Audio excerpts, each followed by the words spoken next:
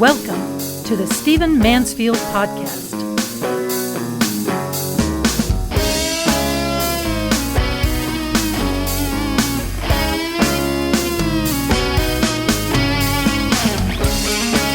I want to talk to you in this podcast about something that is happening in the Middle East that I believe is a result of some lack of resolve and weakness on the part of American foreign policy. Now, before I dive into the subject, let me quickly say that I am a conservative, definitely right of center, but I am not the kind of conservative who believes that the United States is the world's policeman. I don't believe that we should be going abroad and fighting every war and righting every wrong to the loss of American lives and to the great cost to the American economy and government. I do believe in morality in our public policy, our foreign policy. I do believe we need to show resolve at times, as I'm about to explain, but I am not a conservative who believes it's the job of America to spread democracy everywhere in the world. I do not believe that an American-style democracy or Republican-style government is the only kind of government that works in the world. Some of the best nations in the world are monarchies, and we certainly can see the flaws in democracy. As Churchill said, democracy is the worst government in the world except for all the rest. And so I don't think that our mission, our calling, our purpose as Americans is to take our style of government to the world and to fight battles until that happens. That is not what we're here for.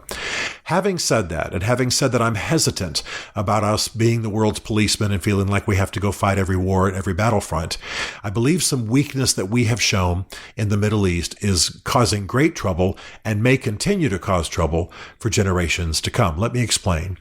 Right now in the Middle East, Russia is moving in and gaining alliances and gathering territory where it had not had territory or alliances and treaties before.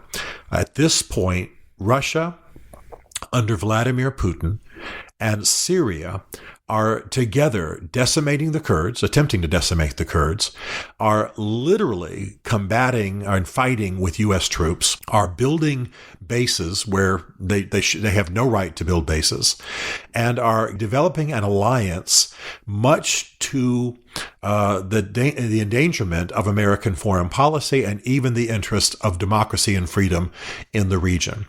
Now, I believe that this came about because American foreign policy was weak at certain critical moments. And I believe that Vladimir Putin was watching. I believe that Assad was watching from Syria. And when they saw this weakness on the part of the U.S., they began to go on the move. Now, when was the first time this happened? Well, there have been many in history, but the most recent one, the one that was most significant, was last September when there was a referendum by the Kurds that I've mentioned in this podcast before. Many of you recall that in September, the Kurds of northern Iraq, the Kurds of Iraqi Kurdistan, had a referendum on independence. Should their part of Iraq go independent and become an independent nation? 93% of the Kurds of Iraqi Kurdistan said, yes, we should be independent. Well, that resulted in an assault by Iraqi forces out of Baghdad in league with Shiite Iranian forces. That resulted in an assault by those forces on the Kirkuk oil fields, some of the most valuable oil fields in the world. Land was taken, Kurds were killed, property was taken, oil fields that belonged to Iraqi Kurdistan were confiscated.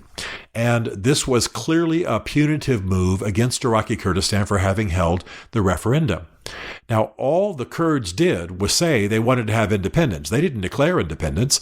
They said they wanted to have independence to the tune of 93%, and then they turned to Baghdad to negotiate, asking for Western help. Instead, Baghdad invaded. It did so in league with Iranian Shiite militia, because right now the government in Baghdad is Shia-led.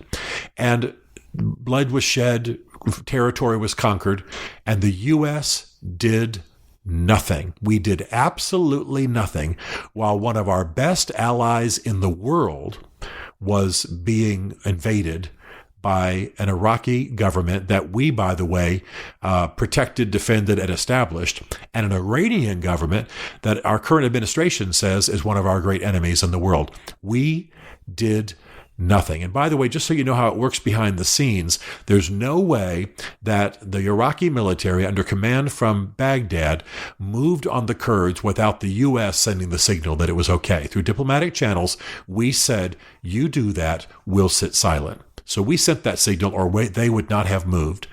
And they made that move, and we did nothing. Well, Vladimir Putin was watching. Assad from Syria was watching. And they saw that we did nothing while our best allies in the defeat of Saddam Hussein, in the defeat of ISIS, were being assaulted. We did absolutely nothing. In fact, much of that assault was made with U.S. weapons that the United States had given to Baghdad. So the point is that this signaled weakness. This absolutely signaled weakness. Now, there's a town largely of Kurds in the Middle East, in Syria, called Afrin, A-F-R-I-N. It is currently being bombarded by Turkish forces. Those forces are being reinforced by Russian forces, and Kurds are being killed by the hundreds. Again, the U.S. is doing nothing. So increasingly, Vladimir Putin in Russia, Assad in Syria are being emboldened by the fact that the U.S., despite the fact we supposedly have a tough-talking president, despite the fact that we say we're going to make America great again, despite the fact that we have said that we would deal with, that the Kurds are an ally and that we would support them, we've said that repeatedly through a number of administrations, we have sat silently and done nothing. What that does is it emboldens our enemies. And that's what we're seeing in the Middle East. I believe that we are seeing Russia gain territory in the Middle East that it has longed for generations. It's going to find a warm water port before it's all over with, something that it's wanted historically. It's going to build alliances. It's going to continue to move in, build alliances with Syria, perhaps tighten up with Turkey, and we're going to see a realignment in the Middle East. And it has all come because the United States has shown weakness in its foreign policy. Now, I want to say again, I am not suggesting the United States needs to invade every time somebody misbehaves.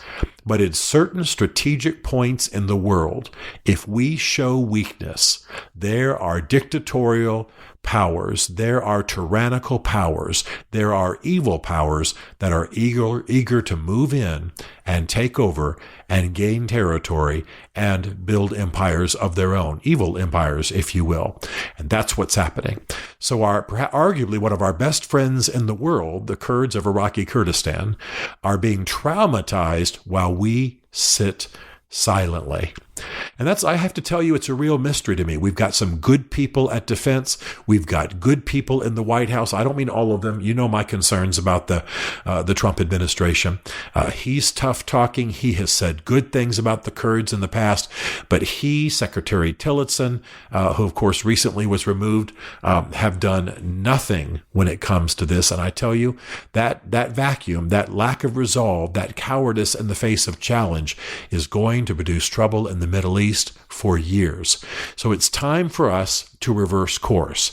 I know that a lot of people in Congress listen to this podcast. I know a lot of people who work at the State Department listen to this podcast. And I want to strongly urge you, as much as you have any kind of influence, reverse course. We need to back the Russians out of the Middle East. We need to support the Kurds. We need to crack the whip with Baghdad. We need to cut off the connection between the government in Baghdad and Iran.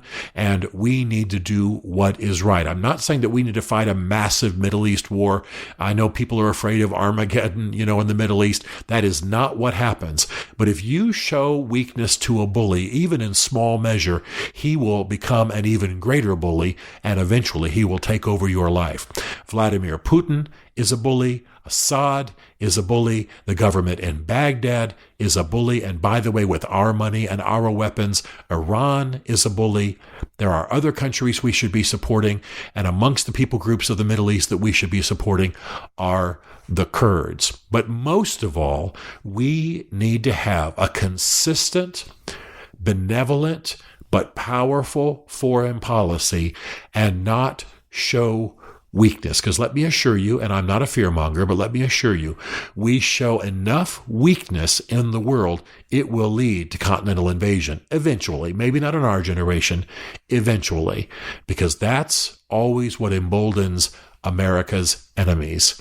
Not that we don't fight over there in their homeland. That's not what we are required to do. That's not what we should do. But that we show strength, that we show resolve, and that we stand by our enemies and keep our word. The lack of that is what has produced the looming disaster that is now on the rise in the Middle East. Stephen Mansfield is a New York Times best-selling author, a popular speaker, and a frequent faith and culture commentator on Fox and CNN. His groundbreaking books on faith and society include The Faith of George W. Bush, The Search for God in Guinness, Mansfield's Book of Manly Men, and Lincoln's Battle with God. Learn more at stephenmansfield.tv.